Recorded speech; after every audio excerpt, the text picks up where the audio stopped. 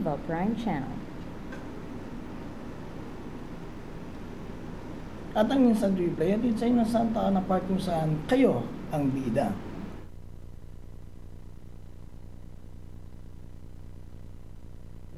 And the race is on.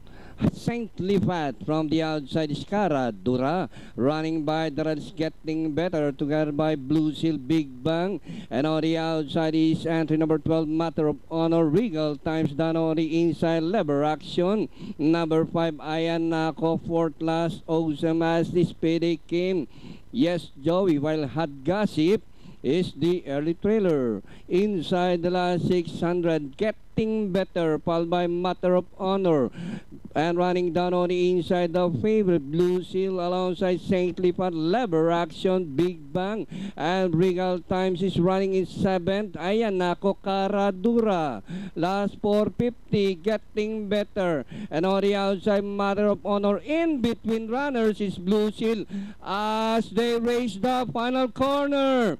Getting better, Blue Seal, Regal Times sneaking down on the inside, Lever Action, Matter of Honor, Blue Seal, Regal Times getting better, and on the outside Saint Lipat.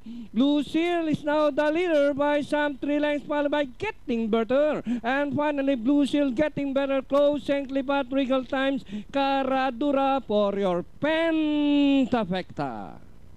Oh, there you go, Big Bang. I think na-box in siya sa likuran, ano? Walang madaanan. Pang dumating yata si Big Bang. So, unofficially, it's 849,214. Unofficial po yan. Take all po natin, inabot ng 2.44 million pesos mahigit. Maraming salamat mga kaibigan para sa inyong support ng Karerang Santa Ana Park. And let's look at the quarters tempo for this race. 25, 23, medyo 26. Total time